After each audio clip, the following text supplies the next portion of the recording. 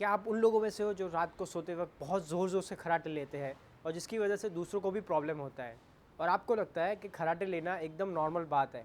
पर क्या आपको ये पता है कि खर्राटे ओएसए का एक सिम्पटम्स हो सकता है? अब ओएसए क्या होता है? और आपको क्या ये पता है कि ये काफ़ी डेंजरस हो सकता है? तो आज इस वीडियो में यही जानने की कोशिश करेंगे। चलिए शुरू करते हैं। तो सबसे पहले तो ये जानते हैं कि ओएसए क्या होता है। ओएसए मतलब ऑब्स्ट्रक्टिव स्लीप एपनिया। तो सबसे पहले इसके सिम्टम्स हम जान लेते हैं। इसके सिम्टम्स में आपको डे टाइम स्लीपिंग बहुत ज़्यादा होगी। आप जब रात को सोते हो तो आपको ढंग से नींद नहीं आएगी। आप ज़ोर-ज़ोर से खर्राटे लेके सोओगे और वो भी कैसे? कि कंटिन्यूस ऐसा नहीं है कि आप पूरी रात खर्राटे लेंगे। आप थोड़ी देर खर्राटे लेंगे, फिर आप साइलेंट हो जाएंगे और फिर थोड़ी देर के बाद वापस ज़ोर-ज़ोर से आपका खर्राटे लेना शुरू हो जाएगा। और इसके लेस कॉमन सिम्टम्स में आपको हेडेक होगा, आपको इंसोम्निया हो जाएगा, आप ठीक से ध्यान नहीं दे पाओगे, आपके मूड में भी चेंज हो जाएगा। मतलब आप इरिटेटेड ज़्यादा हो जाओगे, आपको एंग्जाइटी ज़्यादा होगी, आप डिप्रेशन जैसा फील करोगे, आप चीज़ें धीरे धीरे भूलने लगोगे, आपका हार्ट रेट बढ़ जाएगा, आपका ब्लड प्रेशर भी बढ़ जाएगा। कोई भी रीज़न के बिना आपका वज़न बढ़ना शुरू हो जाएगा। बाथरूम में जाने की आपकी जो फ्रीक्वेंसी है वो एक बढ़ जाएगी, आपके हार्ट में बर्निंग सेंसेशन होगा, आपको गैस रिफ्लेक्स होगा और रात को सोते वक्त आपको काफ़ी सारा पसीना आएगा। अब ये जो ओएसए है वो काफ़ी कॉमन बीमारी है।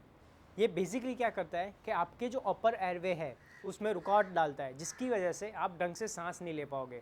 और इसकी वजह से क्या होगा कि जब आप डीप स्लीप में हो तो इसकी वजह से सांस ना जाने की वजह से आप जो डीप स्लीप में हो उसमें से बाहर निकल के शैलो स्लीप में आ जाओगे। मतलब आपकी जो डीप स्लीप है उसमें वो रुकावट डालता है, जिसकी वजह से आप रात को अच्छे से या ढंग से सो नहीं पाओगे, जिसको रैम स्लीप के नाम से जाना जाता है।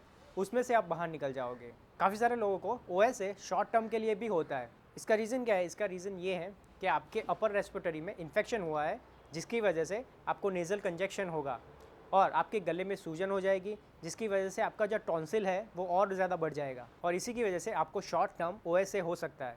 अब ये देखते हैं कि अगर ये एडल्ट में होता है तो उसकी वजह से क्या हो सकता है। तो अगर ये एडल्ट में हो रहा है तो उसकी वजह से आप ऐसे हो जाओगे कि लाइक बैठे बैठे भी आप सो सकते हो या तो बात करते करते भी आप सो जाते हो। आपने काफ़ी सारे लोगों को देखा होगा कि वो बैठे ऐसे चेयर में, उनके पास कुछ काम नहीं है तो वो बैठे बैठे भी सो जाते हैं। और अगर आप में हाइपोक्सिया मतलब एब्सेंस ऑफ ऑक्सीजन सप्लाई जो ओएसएस से ही रिलेटेड है, वो क्या करेगा, आपके हिप्पोकैम्पस और राइट प्रीफ्रंटल कॉर्टेक्स में जो न्यूरॉन्स होते हैं उसको भी वो चेंज कर सकता है। और अगर आपके ब्रेन में हाइपोक्सिया ज़्यादा होता है तो उसकी वजह से अल्जाइमर डिजीज़ भी हो सकता है। अब हम ये देखते हैं अगर ये बच्चों में होता है तो उससे क्या होता है। अगर बच्चों में सीवियर ओएसए है तो उसकी वजह से क्या होगा कि वो ठीक से ध्यान नहीं दे पाएंगे। काफ़ी सारे बच्चे ऐसे होते हैं जो हाइपर एक्टिव हो जाते हैं, उनमें बिहेवियर प्रॉब्लम भी हो सकता है। जैसे काफ़ी सारे बच्चे इरिटेटेड हो जाते हैं या तो उनके ध्यान जब लगाते हैं तो वो ठीक से ध्यान लगा नहीं सकते। और बच्चों में ओएसए होने का दूसरा सबसे बड़ा रीज़न है ओबेसिटी।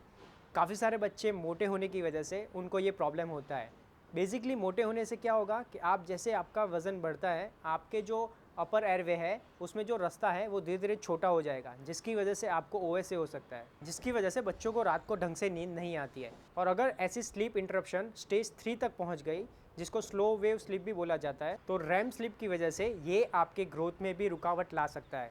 ये आपके हीलिंग और इम्यून रिस्पॉन्स पे भी रुकावट ला सकता है। ये बेसिकली बच्चों में और जवानों में ज़्यादा देखा जाता है। तो ये तो सब बात हो गई ओएसए के बारे में। अब जानते हैं कि इसके ट्रीटमेंट कैसे होता है।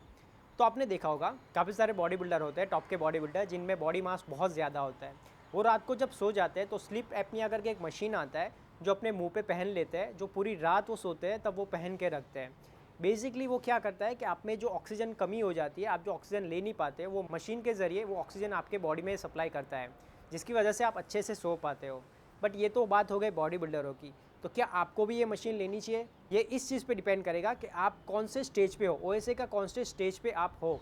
तो सबसे बेस्ट क्या रहेगा कि आप अपने डॉक्टर को कंसल्ट करें। पहले वो चेक करेंगे कि आपको ओएसए है कि नहीं है, और अगर आप में है तो कैसे ट्रीट करना है वही आपको बताएंगे। सो आई होप आपको ये वीडियो अच्छा लगा हो, और हाँ, अगर वीडियो अच्छा लगा हो तो सब्सक्राइब करना ना भूलें। मिलते हैं अगले वीडियो में, तब तक के लिए आडियोस।